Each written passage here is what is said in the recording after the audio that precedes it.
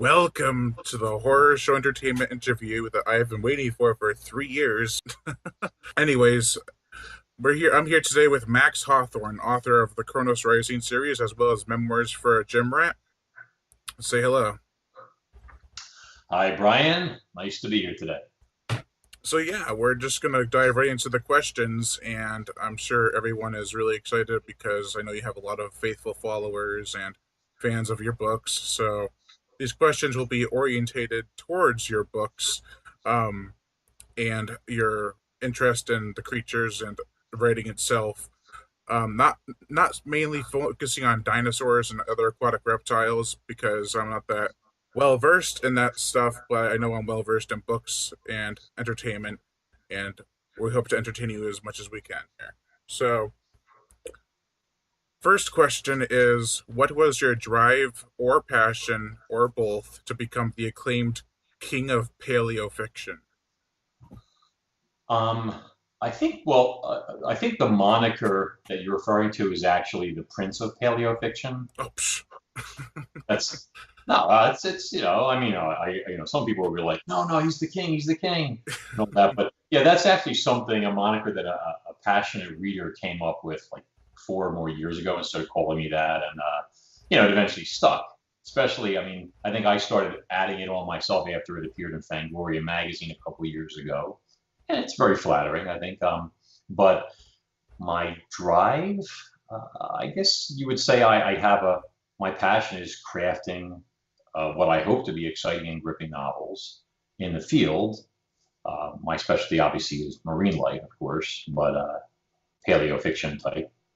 But the books basically express my love for both the sea and for prehistoric life, and I'm blessed and happy to say that a lot of readers obviously enjoy the books, and it helps keep me busy all day. Cool, cool. Second question is, um, first off, we're not going to pertain too much to the movie The Meg because this is focusing on Chronos Rising. So I'm just connecting the question with, do you think The Meg will help materialize a possibility for a Chronos Rising movie? The movie The Meg you're talking about, the Yes. one that comes out. Well, I think when it comes to getting a movie made, the thing you have to understand is what you really need for that to happen is you need proper representation. Mm. And by representation, I mean you need an agent, which, believe it or not, is something that I don't have right now. You got to keep in mind, I'm not with one of the big publishing houses. I'm with a little indie outfit that's more or less almost like a mom and pop store. So when you're going to get a movie, you need people that have the contacts, have the lists of people, the connections, and then put those type of deals together. See, so it's like I can write the greatest paleo fiction novels, horror novels in the world.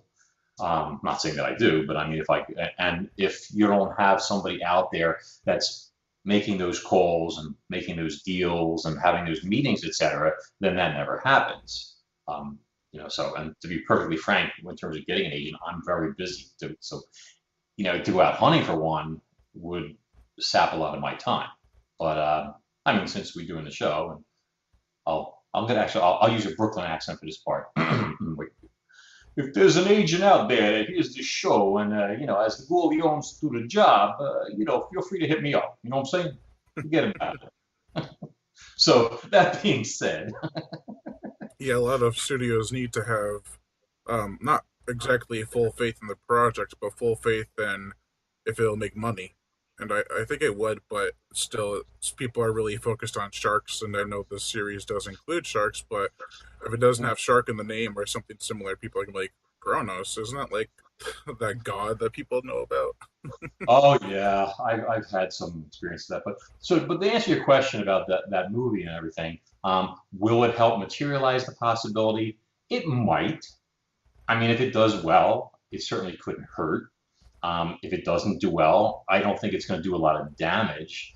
People will just chalk it up to the whole mega shark thing or something like that.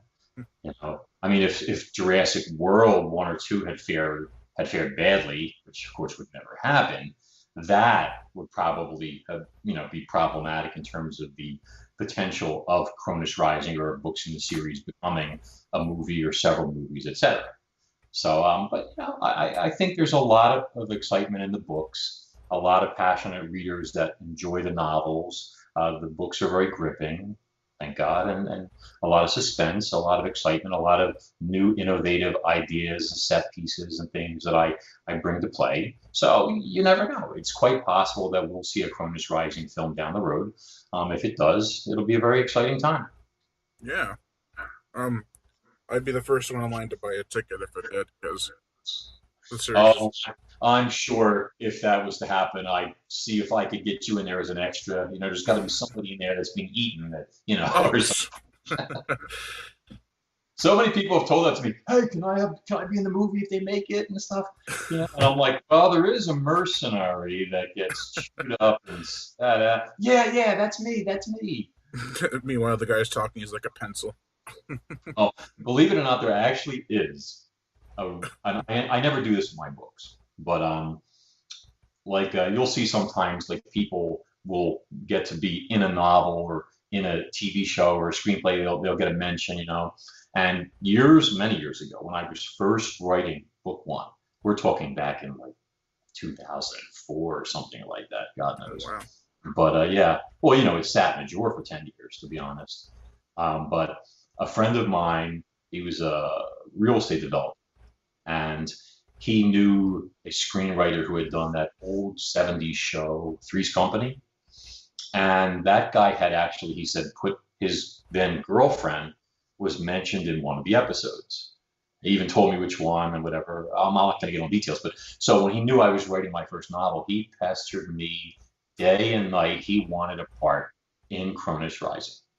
And I was like, there's really nothing. He goes, it's just a bit part. I just want my name in there for posterity, this type of thing. And I said to him, well, there is a scene where a sailboat is found in the marina and a victim of the pliosaur, their body is found. And he's like, I'll take it. That's me. That's me. And I'm like, are you sure? Because this guy's like already bitten in half. There's nothing, from the waist down and what. And I was like, and he goes, no, no, no. I want it. I want it. He goes, hey, can I name the boat too? And I was like, sure.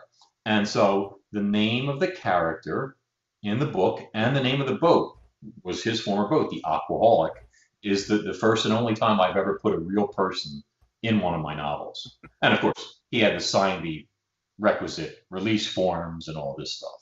So, Yeah. Oh my goodness. sorry, I ramble.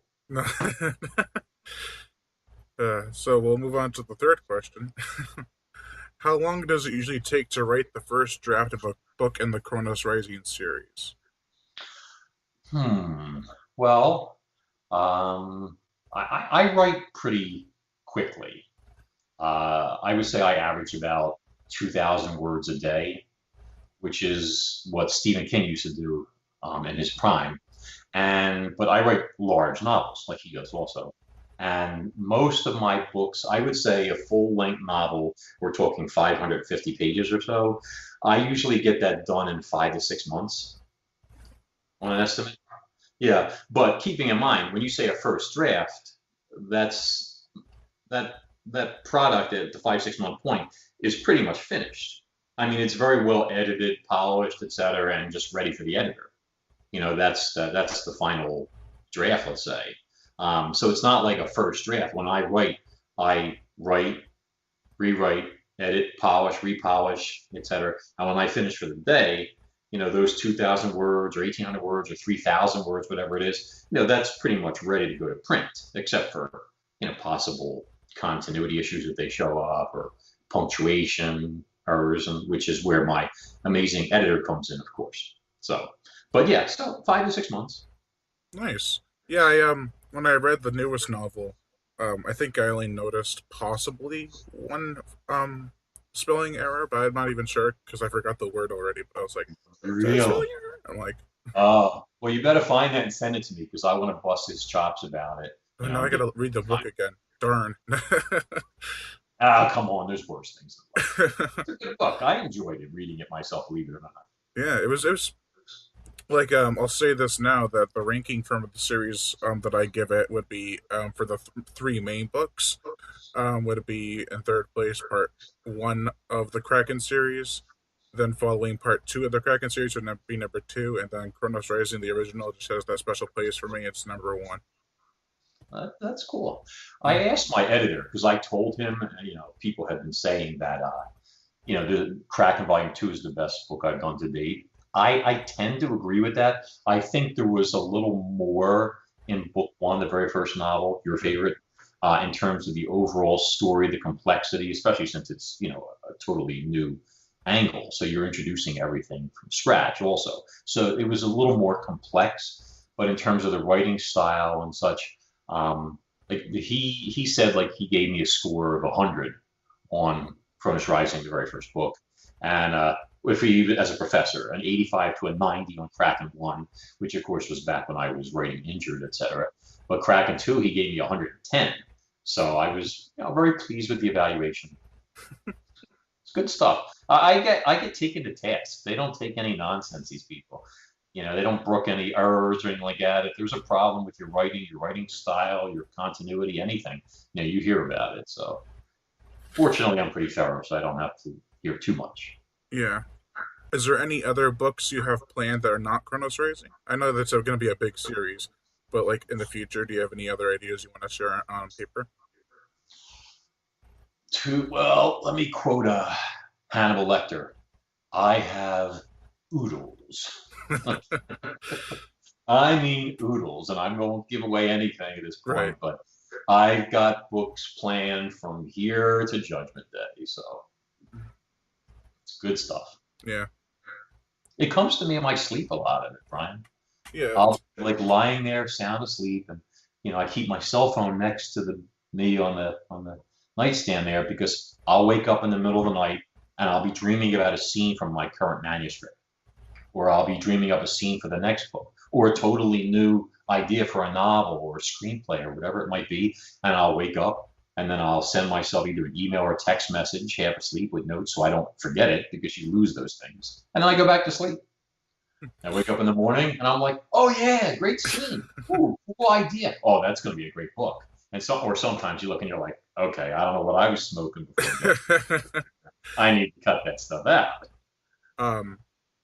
Yeah, I notice when I come up with any ideas, I'm usually just sitting outside doing nothing, just spacing out, and I'll be like, "Oh, that's actually a pretty cool idea." You always have to write it down. Send yourself something I because know. things. I need to invest in a notebook. Yeah, my brain is like a sieve, in and out. Just whoosh. Yeah, especially when you dream and it's like, "Oh, I remember that." 20 minutes later, after I wake up, oh, where'd it go? It's the worst. So the fourth question, well, now it's technically the fifth question. Uh, was your interest always in marine life, or was there something prior to it, such as dinosaurs or other animals, living or otherwise? Hmm. Well, let's think about this. So, well, and I've said this in interviews before when people ask about where my first love for dinosaurs and things like that comes from. My dad, in the day, was a passionate rock hound. A rock hound is typically an amateur fossil collector, people who like minerals, fossils, things of that nature. And so, as a child, I grew up with a lot of this material in the home. I mean, I remember having the partial skeleton of a young mammoth piled on top of our piano. Yeah, seriously. I mean, Yeah. immense bones, and you're like, wow, what is this stuff? I got in big trouble with my dad one time because I took a beautiful megalodon tooth of his and I took it to the Academy of Natural Sciences where they used to have a trading post when I was a kid, and I traded it for a really nice gift from my mom. But it wasn't my tooth to trade. See, I never told him that until about 20 years later, actually. He's like, "Where's I my was tooth?" too big to beat them. Well, he had so much stuff. Yeah. But I also started fishing. The first time I ever remember fishing when I was 5 years old, but fishing didn't become a passion for me until my early 20s. And then it was like an obsession. I mean, I was, forget it. I guess we're talking combining interests, a love of the ocean and a passion for prehistoric life. I've been all over the place. I've swum with sea turtles in Hawaii, old monster halibut off from the depths of Cook Inlet in Alaska, slugged it out with 12-foot sharks off Montauk. I've done a lot. And that aspect of the sport, if you want to call it that, lets you create a more like realistic experience for your reader. People can have told me like when they read my books, I could smell the salt air, as they're reading it, and that's it's quite a compliment. So if you look at that, you have the subgenre of horror that is called marine terror. And when you're working with that, you combine that with a love for things prehistoric. It lets you create the scariest, most exciting, suspenseful type of literature for readers that are interested in those type of books. And I've always said that I think that when you're writing horror stories or the beast and the loose monster in the house format, as they call it, the marine versions of those are inherently scarier than most other books. Like if you're looking at one of these slasher films where you're on the run in a cemetery or in a house and some maniac in a mask is trying to kill you with a butcher knife or something like that, that's scary and terrifying. But at the same time, you're on semi-equal footing, depending on the supernatural aspect of your adversary, of course. So if I have some maniac coming at me and I shoot him in the head, unless he's undead, well, the undead die from that too, but he's going to die. If I'm in the water, it's a different story. Now I can't see what's coming at me. Yeah. It's murky, it's dark, and I'm a slug. I'm so slow, so vulnerable. People in the water are vulnerable to begin with. Now you have a giant shark coming after you, a giant marine reptile, whatever, a squid, whatever it might be. You're not even going to see it coming, let alone the fact that you're just an hors d'oeuvre floating on the surface. And that makes it so much scarier that you're so helpless, so powerless. So properly handled with a lot of suspense and anticipation, build up, etc. It makes for a great story. Moving on to the next question. Can you tell us about the future of Chronos Rising? Like, as in what should we expect? Well, God willing, if everything goes on point, I guess, or on schedule, etc., you're going to have lots of gripping books with all the action, suspense, and ultra realistic descriptiveness that I couldn't muster. I mean, I can't really, I don't want to get into any spoilers or what. Right. We have another book coming soon, and more after that. It's, I mean, I don't want to drag the series out. You can only put so much into it, but there's plenty more story to be told.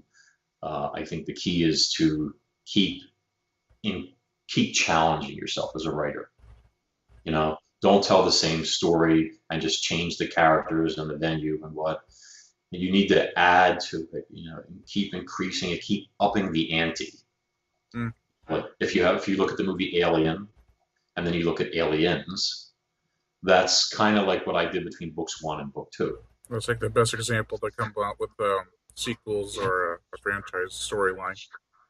Yeah, you can't just do a rehash because that bores people. You have to really take it to a whole new level.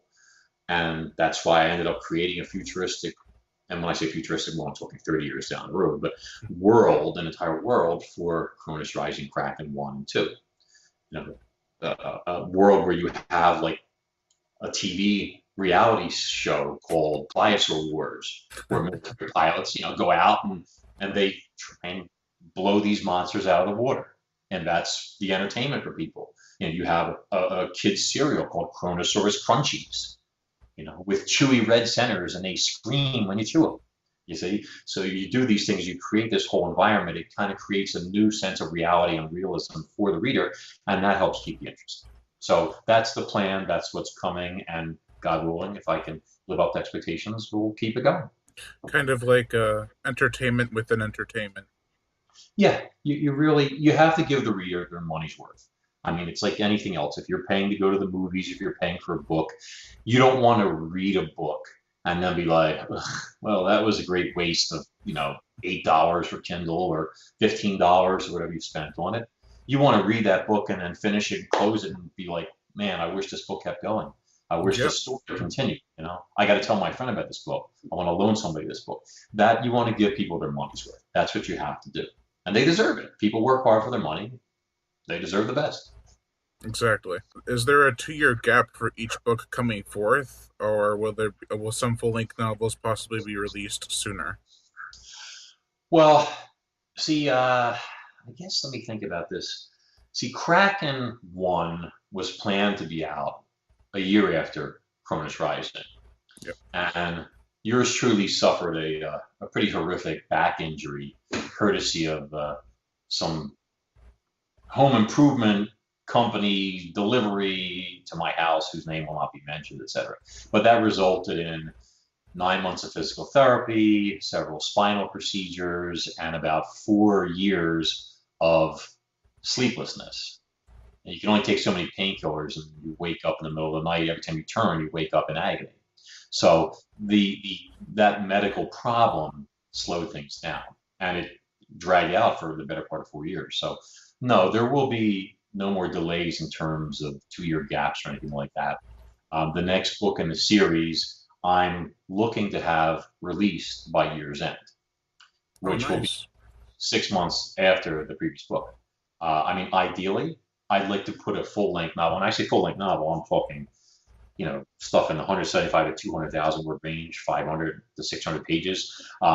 Ideally, I'd like to do a book every 6 months, but between the work that the guys do behind the scenes, prepping them, etc., every 8 months might be more realistic. But that's the plan, and I sleep better now, and that makes all the difference in the world. I mean, I'm gonna. This is gonna sound like bragging, but after finishing Kraken 1, and I'm sorry, Kraken 2, and I'm so far into the next book already.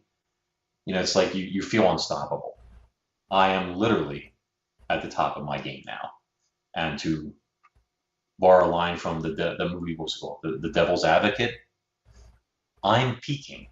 It's my time now. So I am going to keep writing and producing, and my readers are going to get the best I can possibly do for them. Every 8 months, kiddo. That's the plan. That sounds like a good plan. Well, I mean, if people don't, I don't want to bore people though. Right. So, but at the same time, I don't want to walk into like my physical therapist's office like I did, like 6 or 8 months ago, and I walked in there and it was a patient, and the therapist apparently ratted me out as to who I was, you know.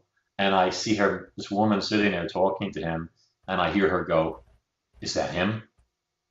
Like this, and I was like, "Oh, this can't be good." That's never a good thing. Is that him? Like that.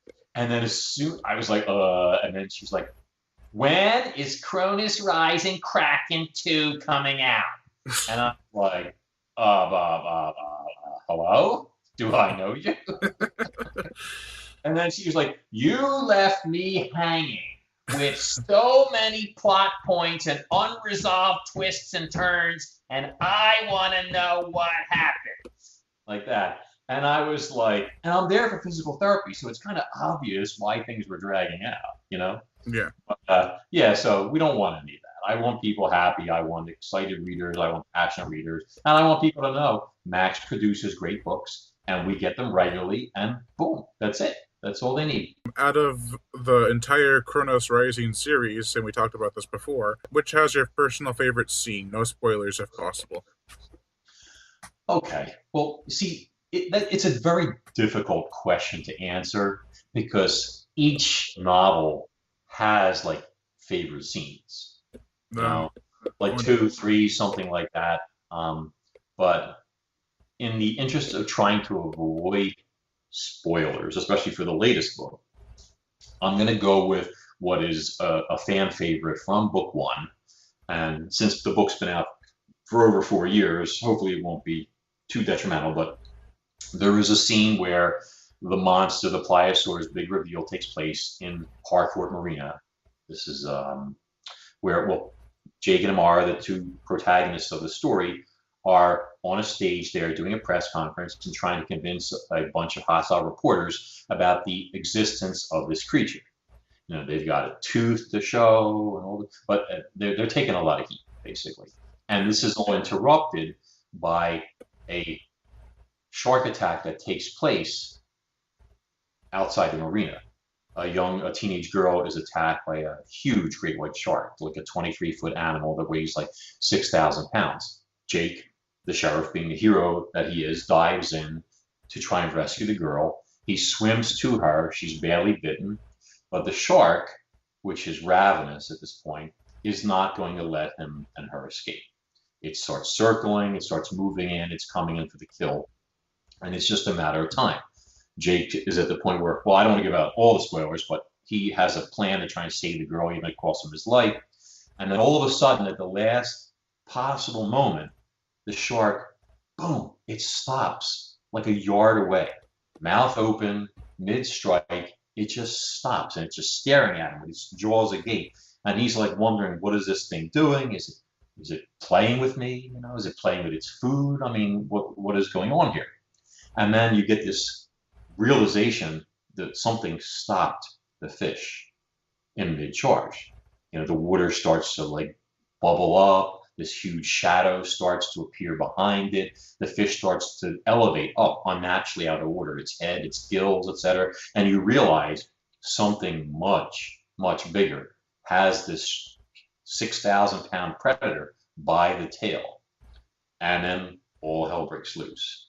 People running and screaming. The animal, the pliosaur, is smashing the great white shark against the surface of the water to break its back. The docks are inundated. People washed into the water. It's just general pandemonium. And it's great because it gives you such an exciting reveal for the creature. It's like, here is this thing, this ultimate predator. And this shark that we would inherently be terrified of is just a meal for it. And we are just these little insects practically running around, running for our lives while this battle is going on, while this predation is going on, etc. There's news crews already there. It's all videotaped, helicopters, etc. It's like the perfect press conference. There's no such thing as a monster. Here it is. Boom. I thought it was really well executed, and I've gotten many compliments off of it. So, going from that particular book, that would be my favorite scene from book one. Now book two. No, just kidding. That's not happening. Yeah. Yeah. Back to the other question I asked earlier, if you were to make a movie about it, when I read that part in that first book, I could envision it just like a movie. It was amazing. Thank you. Yeah, I think that I wrote a script for Cronus Rising a while back that's been sitting in my drawer, but that is definitely one of the scenes, one of the set pieces that would be in there. That the helicopter crash with the two choppers, things like that. These are things that are pivotal and fairly unique scenes that you want to have in a story, and very dramatic. It would be, yeah, for film it would be ideal. Yeah, I highly agree. The eighth question is: do you have the entire outline for what happens in Chronos Rising timeline already figured out, or will some ideas become realized as you go on? Okay. Well, obviously we're not doing any spoilers here, but Right. the series is well planned out and outlined for the next three novels, as well as a prequel that will take place, full-length novel before book one. That will probably be the last book in the series that I do, will be the prequel. So there may be three more books. There may be four plus a prequel. I haven't ultimately decided yet if I'm going to add a fourth, if it'll be necessary. But the main, how do I say this? The skeleton of the stories is already in place. There's lots of, when you say like new ideas and things become realized as time goes by, that's like you're always going to come up with neat little twists and turns and dialogue, different little conflicts between characters and things like that. That's part of the creative process and keeping the book realistic and adding those neat details, keeping people guessing and excited and interested, I guess you'd say. But it's well planned out in advance, and that's a good thing because you know where you're going. You don't want to end up with a story where you kind of write yourself into a corner. There are like some great movies out there where the movie was a huge hit and unexpected, and then they were left with a problem for like the second movie where they kind of had to almost like have egg on their faces where they had to almost go against what they said in the movie before that. I don't want to write myself into a corner with Mm. that type of stuff. So I have the general structure, who lives, who dies, what the ultimate outcome is, that stuff, all the main fates of the main characters, the main set pieces are all kind of set already. It's all the finer points and all the leaves on the trees, let's say, that will be added on later on. For continuity's sake. Exactly. And you actually answered one of my questions in that question. It was the how many books you have planned left. So I got one more question. That means, Okay. uh, how would you describe your Chronos Rising series as a book and or a movie series? Well, I would describe it. I mean, if you want to go as succinctly as possible, I think that I mean there was a hashtag that started in relation to my books right after Cronus Rising One came out, and that's the hashtag Jaws meets Jurassic Park one. And if I was going to say, 4 words, describe it in 4 words or less, that would be the description for it. You've got history's deadliest predator set free into a relatively predator depleted ocean, or oceans, I should say. Most of our whales are dead, most of our sharks are dead, and nothing can stop them. By the time we realize we've got a problem, it's beyond our control, like literally. Yeah. And I think that hashtag kind of says it all. It's like Jurassic Park implies dinosaurs, prehistoric life. Jaws implies something huge and deadly in the water. That kind of says it all in terms of the description. We talked a bit before the interview, and I had mentioned that my first book review was Chronos Rising, and now remembering the hashtag of Jaws meets Jurassic Park, I feel like an idiot because my intro says it's Jaws meets aliens, and like that's not even accurate towards what the book is. Oh, but that's fine because if you think about it, it that still has some relativity or something because, like I said before, I mean, book one was like Alien, book two was like Aliens. Right. Aliens let you take that predator and move it to a whole other level. You didn't have just one alien; you have hordes of them. Right. See, you don't have just one Pliosaur in my next books. You have hordes of them, and you don't just have like the alien queen. Is almost like a parallel to Tiamat. The mutant Pliosaur that they have captive. Oops, no spoilers. Ah! So you always have to introduce new opponents, whether they're literal, mental, physical, whatever the case may be. I like to spice things up, and so the aliens thing is kind of appropriate.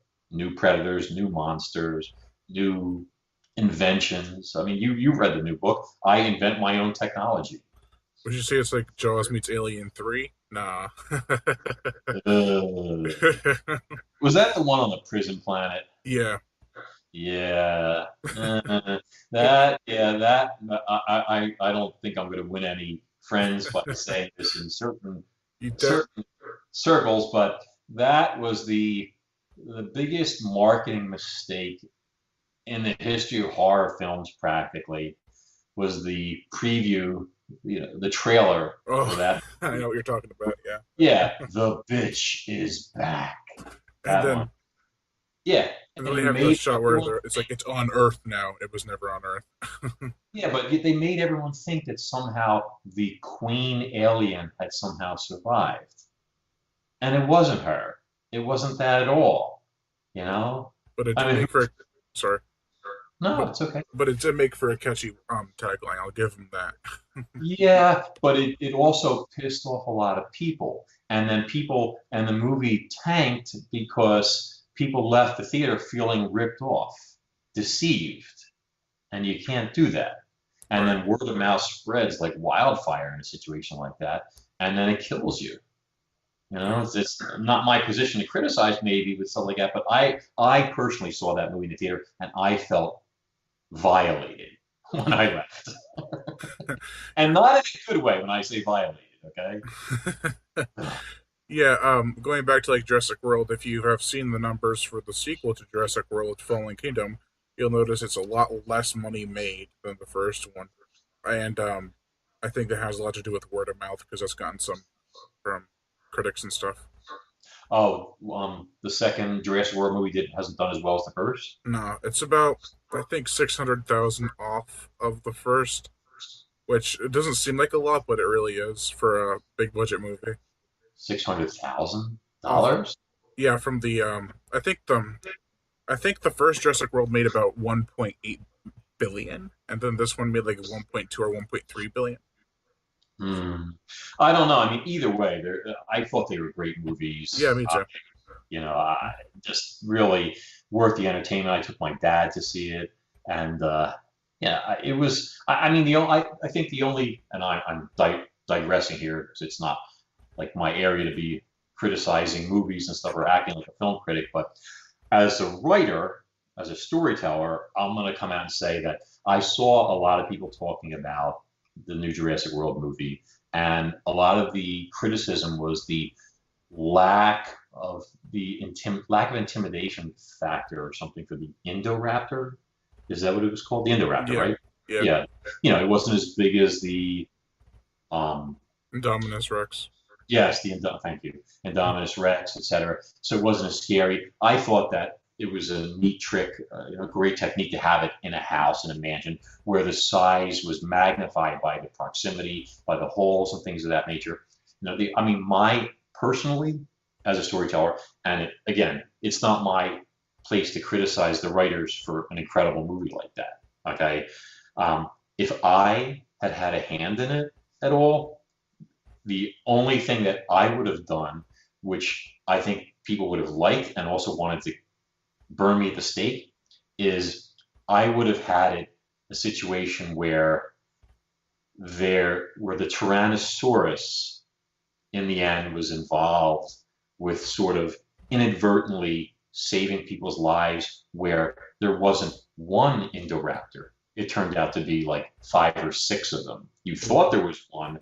It ended up being a whole horde of them, and the T Rex ended up being caught in the middle and obviously killed by them in a totally horrifying, heartbreaking fight to the death.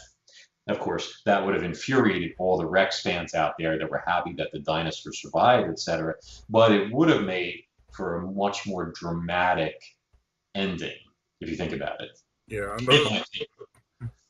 uh, It's like the Raptor Pack times 100 coming at you. yeah, another thing they're complaining about is the direction of what the series is going in. Um, I like it. It's an interesting take. Like we need this entertaining, kind of B movie ish, but still enough to be uh iconic and entertaining. Oh, Um, I could watch them over and over, and I right? have, to be honest. Yeah, me I too. mean, obviously, I have them on Blu-ray and everything else, and I don't, spend money on a lot of stuff. If I buy something, whether it's through on demand or anything like that, it's got to be good stuff, you Yeah. know. So Oh, I have. what'd you think of the Mosasaurus in Jurassic World? I know that um, because when your book came out, it had all these aquatic reptiles, and you're like, oh, that's a cool addition to Jurassic World. Or I mean, some people, like a lot of the nerds out there, the paleo nerds, as they call themselves, were all up in arms about how large the mosasaur was and what. I think I read somewhere that they said that according to the background for the story, they didn't actually breed the mosasaur, that they actually captured it, implying or meaning that the animal is not extinct and that they're still out there. If that's true, what I read online, but I mean, realistically, if that was the case, that would make perfect sense because those animals mosasaurs were growing and growing and growing up until the Cretaceous impact. They were getting bigger and bigger, and their increased size, they were at like the 60-foot mark already 65 million years ago. Part of this was competition between different species, prey items, and also competition against primeval sharks. They had actually wiped out all the big sharks before the end of the Cretaceous, like Cretoxorhina and all these other large sharks were extinct. That's because mosasaurs had gotten so large they could not only eat the younger sharks, they could even eat the adults. And of course, the mosasaurs bred faster in terms of numbers of uh, how many live births they had, etc. So it was like sort of like an arms race that the fish ended up losing, and only the smaller sharks were left. Of course, after the Cretaceous extinction, those smaller sharks then eventually became our megatooth sharks, which eventually resulted in the megalodon itself, millions and millions of years later. So, but if there were, I thought the mosasaur was great. Yeah. I would have liked to have seen more of it in the last movie. I think it was the by far the most intimidating part, intimidating monster, let's say, in the movie. Yeah, I remember when the first trailer came out, and I was like, I went to your Chronos Rising page. I'm like, it's a Chronosaurus. I really enjoyed that opening, that early shot where they were in that mini sub, and then you saw the lightning flash or what, Yeah. and the shadow of the thing passing overhead. Exquisite. Mm. I mean, whoever the cameraman is, whoever planned that out, that shot, that was a great one. I mean, it just perfect. Yeah. Uh, it's just very hard to build suspense, like come up with suspenseful stuff like that. That's new, and that really had a new feeling and flavor to it. I thought Yeah. so. So I think that should do it for this horror show entertainment interview. Is there any way we can reach you, Max, or is there any way we can where we can purchase your books and what pages we can follow? Sure. Well, I mean, the books are available through Amazon and through Barnes and Noble. And unlike a lot of the publishers where they start off with the hardcover and then the soft cover is released later, my guys did both at the same time. So if you're into a physical book, you can purchase those through Barnes and Noble or through Amazon. You have a choice of a full-size soft cover or the hardcover edition. And of course, there's obviously Kindle and Nook platforms as well. So whatever is your preference, budget, etc. If you want to follow the series, you can go to the Cronus Rising website first of all, which is cronusrising.com, pretty straightforward. Or on Facebook, it's under the Cronus Rising novel series. Great bunch of people on there. There's well over 30,000 followers, very passionate. So definitely look them up. And if you need to reach me personally, you can leave me a message either through the website or better yet, through the Facebook page. One of my admins, if it's applicable, will certainly forward it to me. Okay, and as always, Lion Brian Gatto, host of Horror Show Entertainment. Make sure to like my Facebook page in the description below. I'll also put Max's Facebook pages for the Chronos Racing series in the description below. And to leave comments and subscribe.